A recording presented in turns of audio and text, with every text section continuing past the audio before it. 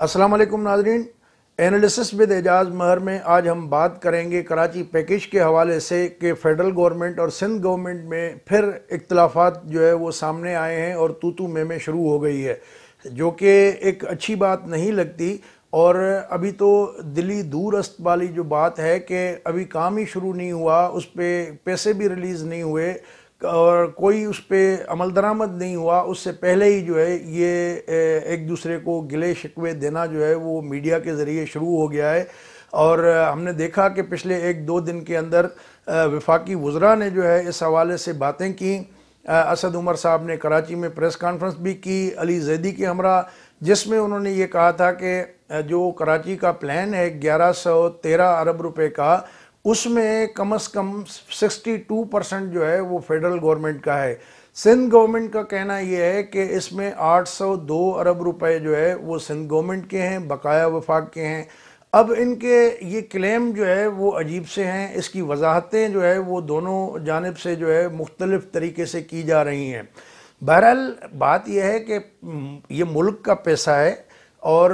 ठीक है, सूबे का ज़्यादा है या वफाक का कम है या वफाक का ज़्यादा है सूबे का कम है, तो असल मसला तो है कि इस मुल्क का और पाकिस्तान का जो कमर्शियल हब है कराची, तकरीबन 2.5-3 करोड़ की आबादी वाले इस शहर को जो है वो बेहतर कैसे करना है, बजाय उसके हवाले से प्लानिंग करने के ये अभी से एक दूसरे के ख़िलाफ़ जो है वो तकारीर कर रहे हैं, प्रेस कॉन्फ्रेंसेस कर रहे हैं। तो मेरे ख़्याल में ये दोनों फरीक जो है वो अच्छा नहीं कर रहे हैं।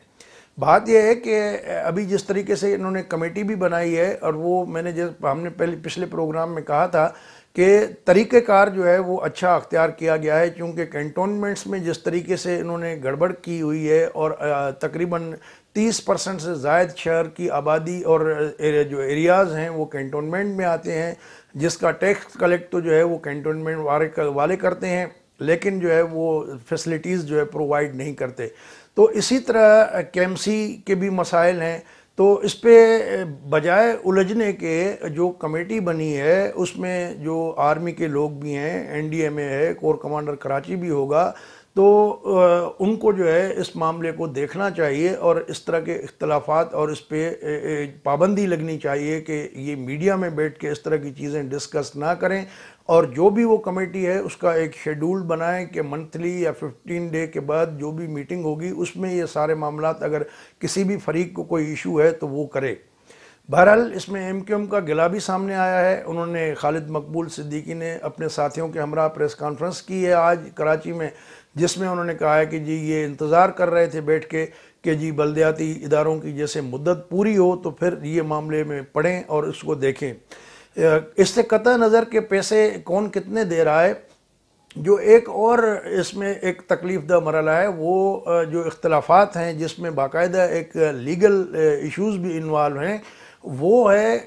कराची सर्कुलर रेलवे की बहाली। तो कराची सर्कुलर रेलवे जो 1964 में शुरू हुई बाकायदा तौर पे, ये कराची शहर के अंदर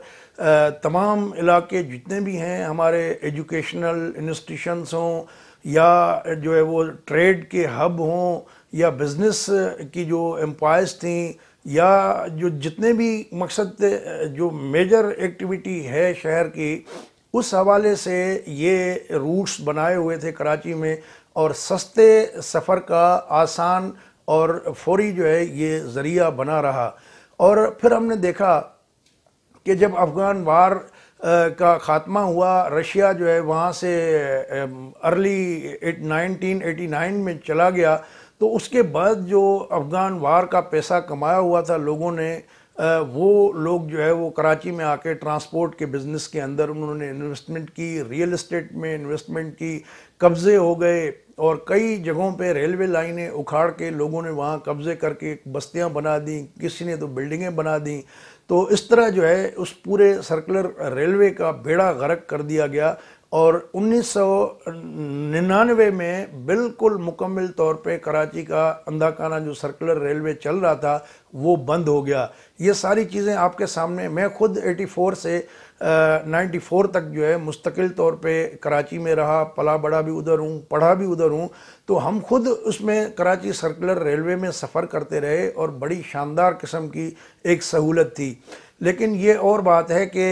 اس کا کوئی انتظام اتنا اچھا نہیں تھا جس طرح دیگر ممالک میں یورپ وغیرہ میں ہوتا ہے کہ کوئی باڑ لگی ہوئی ہو اور اس طرح کی چیزیں ہوں اور پراپر آٹومیٹڈ سسٹم ہو، کیونکہ وہ مفت والے سفر کرتے تھے، کہیں گاڑی سلو ہوئی آدھے میں اتر جاتے تھے، تو اس طرح کی چیزیں بھی ہوتی تھیں جس کی وجہ سے انکم اتنی ہو نہیں رہی تھی جتنے لوگ اس میں سفر کرتے تھے۔ اس زمانے میں 60 لاکھ کے قریب کراچی کے شہری جو ہے وہ اس سے استفادہ کرتے تھے کراچی سرکولر ریلوے کا، لیکن اس کا بتدریج پھر بیڑا غرق کر دیا گیا اور اس کو پھر ریوائیو کرنے کی بات شروع ہوئی جنرل مشرف کے دور میں۔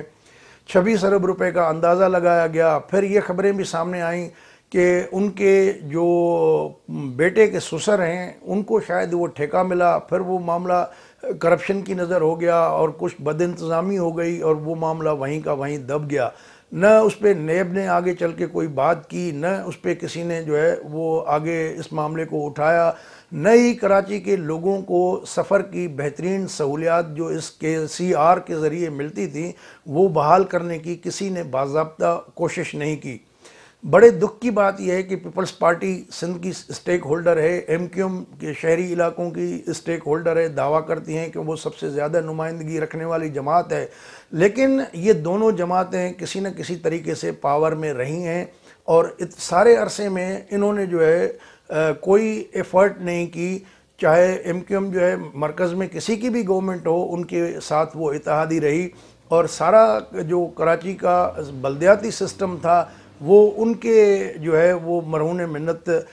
تو نہیں کہنا چاہیے بلکہ ان پہ قابض وہی رہے، ان کے جو ہے وہ جیسا بھی ان کا مینڈیٹ تھا، تو وہ جب سارے بجٹ ان کو اربوں روپے کا ملتا رہا، اتنا عرصہ وہ کراچی کی دیکھ بھال کرتے رہے، تو نہ پراپر کوڑا کرکٹ اٹھانے کا کوئی سسٹم ڈیولپ ہو سکا، نہ پانی کی فراہمی کے منصوبے جو ہے وہ مکمل ہو سکے، نہ نکاسی آب کے حوالے سے کوئی ایک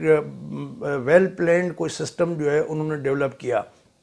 لیکن یہ بات اپنی جگہ پہ رہی کہ اربوں روپے ہر سال جو ہے وہ فنڈ خرچ کرتے رہے، اور پھر وہ اس کے آپ کو پتہ ہے جس طریقے سے یہ چیزیں ہو رہی تھیں تو یہ بے انتہا کرپشن کی نظر ہو گئیں، اور الٹیمیٹلی سفر جو ہے وہ کراچی کے عام آدمی نے کیا۔ تو بہرحال یہ کسی سے ڈھکی چھپی بات نہیں ہے، یہ ایک اوپن سیکریٹ ہے، اور اس میں جو کچھ بھی ہوا ہے کراچی میں، چاہے قبضے ہوئے ہیں